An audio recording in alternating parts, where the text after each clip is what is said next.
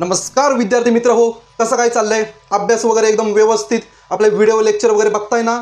नक्की बघा. आपण 3 लेसन संपवलेले आहेत आणि आता बघणार आहोत एक जबरदस्त लेसन, ऑसिलेशन. असा लेसन जो 60% मुलांना कॉलेजला कळतच नाही. नक्की काय चाललेलं आहे? ऑसिलेशन म्हणजे याचं बेसिक नॉलेज नसतं. त्याच्यात ही इक्वेशन कुठनं आली, डिफरन्शियल इक्वेशन कुठनं आली, पूर्ण टॉपिक संपेपर्यंत ऑसिलेशनमध्ये प्रत्येक विद्यार्थी हा कन्फ्यूजच असतो. हे का करतोय, हे का पाठ करायचं, हे डेरिव्हेशन कुठनं आलं, काहीही समजत नाही. पण तुम्हाला मी ऑसिलेशन असा शिकवणार आहे की आयुष्यभर तुम्ही लक्षात ठेवाल. ऑसिलेशनला तुम्ही विसरणार नाही, त्याचे डेरिव्हेशन तुम्ही विसरणार नाही. चला तर मग कुठलाही टाइमपास न करता ऑसिलेशन आपण स्टार्ट करूया. पहिला मुद्दा आहे की ऑसिलेशन नक्की असतं काय? तर ऑसिलेशन एक हा मोशनचा प्रकार आहे. ऑसिलेशन काय आहे? एक मोशनचा प्रकार आहे, एक इमोशन आहे. काही लोकांसाठी इमोशन नाही. आता तुम्ही कुठले कुठले मोशन बघितलेत? जर एखादा ऑब्जेक्ट सरळ जात असेल तर त्याला आपण लिनियर मोशन म्हणतो. एखादा ऑब्जेक्ट गोल गोल फिरत असेल तर त्याला आपण सर्क्युलर मोशन म्हणतो. एखादा ऑब्जेक्ट तसा आपण वाकडा तिकडा जात असेल तर त्याला रँडम मोशन म्हणतो. आणि जर एखादा ऑब्जेक्ट ट्याव ट्याव ट्याव ट्याव ट्याव ट्याव पुढे मागे पुढे मागे पुढे मागे करत असेल ऑब्जेक्ट, तर त्याला म्हणतात ऑसिलेशन. तर ऑसिलेशन काय? To and fro motion of object is called oscillation. त्याला ऑसिलेशन म्हणतात. ओके, एक्झाम्पल बघा ऑसिलेशनचं. शिलाई मशीन, शिलाई मशीनचा जो काटा आहे झुप झुप झुप झुप झुप झुप झुप झुप झुप झुप झुप टू अँड फ्रो मोशन करत असतो. झोपाळा एकदा राईटला जातो, एकदा लेफ्टला जातो, एकदा राईटला जातो, एकदा लेफ्टला जातो. ऑसिलेशन आहे. अजून ऑसिलेशनचे एक्झाम्पल पेंडुलम. पेंडुलम हा बघा, मी आता पेंडुलम बनवूनच आणलं आहे आपल्या खास मुलांसाठी. टॅव टॅव, दिस इज कॉल्ड बॉब. आता पेंडुलम बघा, इकडे जातो इकडे जातो. हा जातो का बघूया. जा रे बाळा जा रे बाळा जा रे बाळा, डिस्क्याव डिस्क्याव, लेफ्ट राईट. ही पण मोशन कुठली? ऑसिलेशन मोशन आहे. तर या टॉपिकमध्ये आपल्याला हीच मोशन शिकायचं आहे. त्याच्या मागचं फिजिक्स, ॲक्सलरेशन, डिस्प्लेसमेंट जे सगळं तुम्ही शिकलेलं आहात ते सगळं नॉलेज आपण ऑसिलेशनवर ॲप्लाय करायचं आहे. ऑसिलेशनवर ॲप्लाय करायचं आहे. एक्झाम्पल समजली? आता SHM म्हणजे काय? SHMचा लांब फॉर्म नाही रे, long form simple harmonic motion. SHM त्याला SHM म्हणतात. तर SHM काय बघा, ही डेफिनेशन एक्झामला येते, IMP क्वेश्चन आहे. तर याची पहिला आपण एक सिंपल डेफिनेशन बघूया. ऑसिलेशनची एक पुस्तकी डेफिनेशन दिलेलं आहे, जे तुमच्या बुकमध्ये छापून दिलेलं आहे, जे तुम्ही लोक जसंच्या तसं पाठ करता आणि त्याचा अर्थच माहीत नसतो. डेफिनेशन काय? Linear periodic motion. पिरियडिक म्हणजे एखादी मोशन एका इंटरवल टाईम नंतर रिपीट होते. 2 सेकंदानंतर, 5 सेकंदानंतर. जशी पृथ्वी ही दर 24 तासाने परत आयत्या पोझिशनला येते. म्हणजे जी मोशन रिपीट होते एका इंटरवल नंतर त्याला पिरियडिक मोशन म्हणतात. ज्याच्यामध्ये काय होतं, ॲक्सेलरेशन आणि force always directed towards mean position. हे पण सांगतो काय आहे ते. And magnitude proportional to displacement from mean position. आता जोपर्यंत तुम्हाला मी हे एक्सप्लेन करत नाही तोपर्यंत हे काय तुम्हाला समजणार नाही. तर आपण एक्सपेरिमेंटकडे मूव्ह होऊया.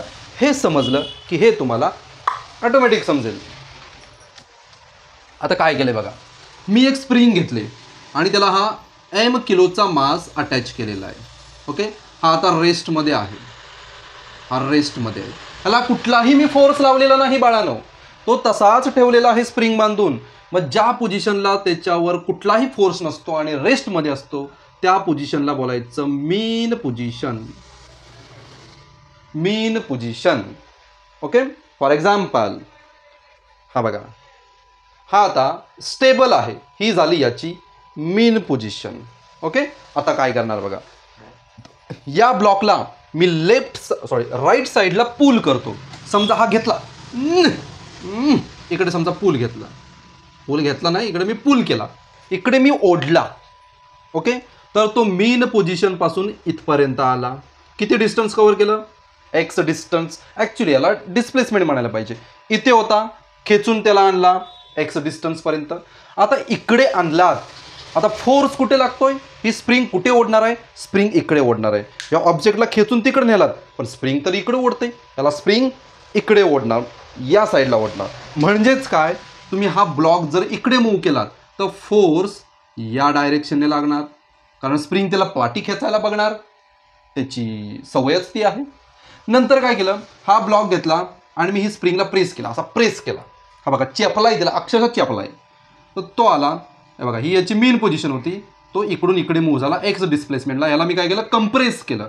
मग आता कंप्रेस केल्यावर स्प्रिंग काय करणार, इकडं पुश करायला बघणार, कारण स्प्रिंग काय करते, स्प्रिंगमध्ये एक एनर्जी स्टोअर होते. त्याचं रिझन पण सांगणार आहे. तुम्ही याला इकडं प्रेस केलात की फोर्सची डायरेक्शन इकडे येणार.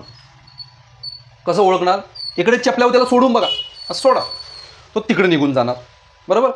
पूल करा, सोडा, तो इकडे निघून येणार. पूल करून सोडलं तर असा असा असा असा असा असा ऑसिलेशन करत बसेल टू अँड फ्रो, नंतर जाऊन थांबणार. कधीपर्यंत थांबणार, जोपर्यंत त्याच्यातली एनर्जी संपत नाही तोपर्यंत तो थांबणार. हे बघा, हे बघा, मी इकडे ओढला, हे आणि ते सेम एक्झाम्पल आहे, फक्त इथं स्प्रिंग अटॅच केले, इकडे मी स्ट्रिंग अटॅच केले. इकडे ओढला, पूल केला, येणार कुठे, मेन पोझिशनला. नंतर तो ऑसिलेशन करणार, पुढे मागे पुढे मागे पुढे मागे पुढे मागे असं करणार, आणि थोड्या वेळाने ऑसिलेशन, जोपर्यंत एनर्जी संपत नाही तोपर्यंत तो फिरत बसणार, नंतर तो स्टेबल होणार. आता इथे काय होतं बघा, इथे फोर्स, जो फोर्स आहे, फोर्स आणि डिस्प्लेसमेंट, होणारा डिस्प्लेसमेंट, हे एकमेकाला अपोजिट आहेत. Force is directly proportional to negative of x, where negative sign indicate that force इकडे लागला की डिस्प्लेसमेंट तिकडे होतंय, डिस्प्लेसमेंट इकडे झाला तर फोर्स इकडे लागतोय. दोघं अपोजिट आहेत, दोघं अपोजिट आहेत. ओके, त्याच्यानंतर हे साइन रिमूव्ह करतो, तिथे कॉन्स्टंट घेतो, म्हणजे आपला के मायनस के एक्स. के म्हणजे स्प्रिंग कॉन्स्टंट, के म्हणजे काय, स्प्रिंग कॉन्स्टंट. आता एखादी स्प्रिंग खूपच स्ट्रॉंग असू शकते, स्प्रिंग मटेरियलवर पण डिपेंड आहे. स्प्रिंगचा कॉन्स्टंट, जाड स्प्रिंग वापरलीत, डिस्प्लेसमेंट आणि फोर्स यांच्या व्हॅल्यू चेंज होतील, म्हणून इथे कॉन्स्टंट महत्त्वाचा आहे. जसं याच्यामध्ये कॉन्स्टंट होता, हा स्ट्रिंग किंवा इकडे लागणारा फोर्स हा कॉन्स्टंट होता. कॉन्स्टंट म्हणजे एक व्हॅल्यू होती. आता समजा तुम्हाला या केची व्हॅल्यू काढायची असेल, हा झाला फोर्सचा फॉर्म्युला. याच्यावरून काय प्रूफ होतं बाळांनो, फोर्स आणि एक्स एकमेकाच्या अपोजिट असतात. दुसरी गोष्ट आपल्याला माहिती आहे ॲक्सलरेशनचा फॉर्म्युला, फोर्स अपॉन एम. कसं काढलं आहे, F is equal to M, A एमला डिवाइड केला, A is equal to F upon M. A is equal to F, एफची व्हॅल्यू आता काढली किती, minus K X divided by M.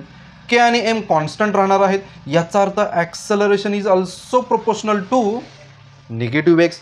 Force पण मायनस एक्सला प्रोपोर्शनल आहे, ॲक्सलरेशनला पण मायनस प्रोपोर्शनल आहे. तर ह्याचा मिनिंग सांगतो.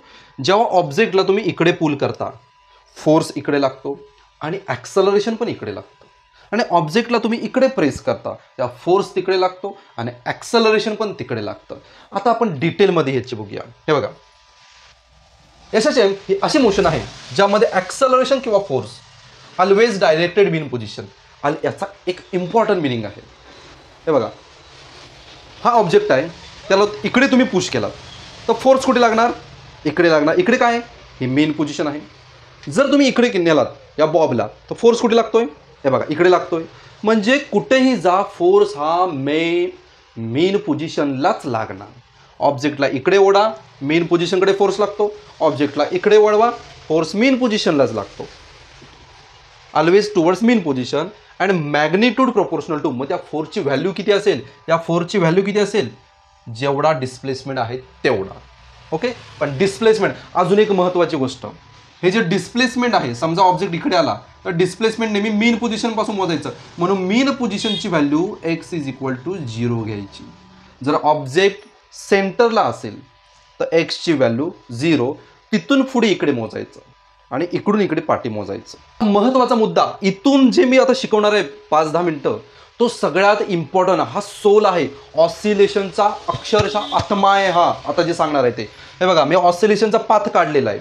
ओके, हा जो ऑब्जेक्ट होता असा मेन पोझिशनला ठेवला, समजा इथं ठेवला हा मेन पोझिशनला. ओके, आता हा जो गोळा आहे तो मेन पोझिशनला थांबलेला आहे. इकडून इकडे खेचलात, याला म्हणतात एक्स्ट्रीम पोझिशन. इकडून सोडलात की परत मेन पोझिशन आणि परत येणार एक्स्ट्रीम पोझिशन. ओके, ही झाली याची मोशन. हे जे दोन टोक आहेत, एक पॉझिटिव्ह टोक आणि एक निगेटिव्ह टोक, याला म्हणतात एक्स्ट्रीम पोझिशन आणि मधल्या पार्टला बोलतात मीन पोझिशन. आता काय होतं बघा मग मित्रांनो, आता हा स्टेबल आहे. जेव्हा तुम्ही याला पूल करता इकडे, ओके, पूल केल्यावर काय होणार, याच्यामध्ये पोटेन्शियल एनर्जी स्टोअर होणार.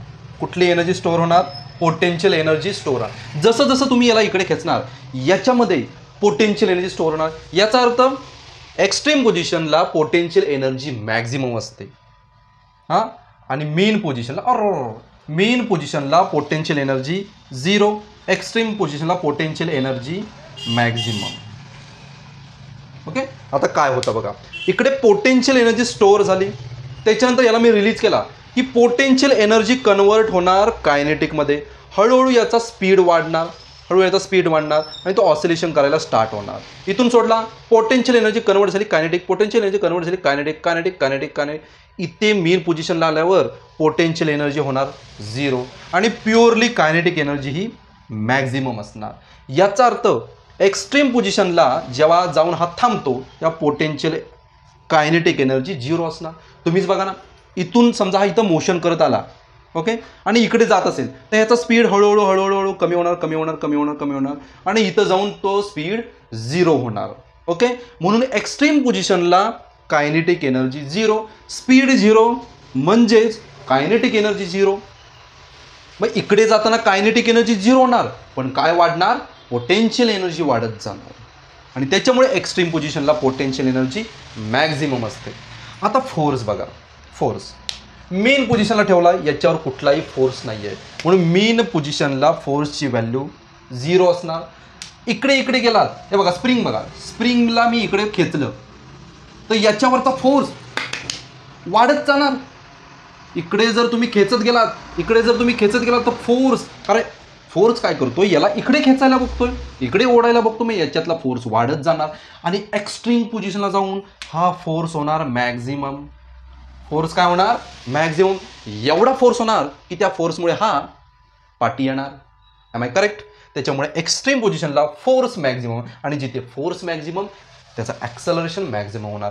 आणि ॲक्सेलरेशन इकडे येता कमी, फोर्स पण कमी होणार, ॲक्सेलरेशन पण कमी होणार, आणि मेन पोझिशनला आल्यावर ॲक्सेलरेशन कमी होणार. व्हिलॉसिटी एक बघूया. बघा इथून सोडलात, स्पीड वाढणार, मॅक्झिमम स्पीड येणार. व्हिलॉसिटी कुठे मॅक्झिमम आहे बघा, सोडलं स्पीड वाढणार, मेन पोझिशन लावून व्हिलॉसिटी मॅक्झिमम होणार. इकडे जाता बिचारा हळूहळू स्पीड कमी होणार आणि एक्स्ट्रीमला जाऊन त्याचा स्पीड 0 होणार. समजलं? हेच नंतर आपल्याला इक्वेशनने प्रूव्ह करायचं. That's all milord. हा आहे ऑसिलेशनचा आत्मा. हा जर आत्मा समजला असेल तर एक मस्तपैकी कोल्ड्रिंक प्या आणि अभ्यासाला लागा. इंट्रोडक्शन आपलं संपलेलं आहे. आता जे पुढचं लेक्चर असणार आहे ते SHMचं डिफरन्शियल इक्वेशन ॲक्च्युली मॅथ्समध्ये येणार आहे आणि तुम्हाला मॅथ्स एकदम इझी करून सांगणार आहे. ज्यांचं मॅथ्स नसेल, ज्यांचं बायोलॉजी आहे, त्यांना पण हा टॉपिक इझी जाणार, जरी त्यामध्ये मॅथ्स असलं तरी. It's my guarantee. चला तर पुढच्या लेक्चरमध्ये भेटूया. तोपर्यंत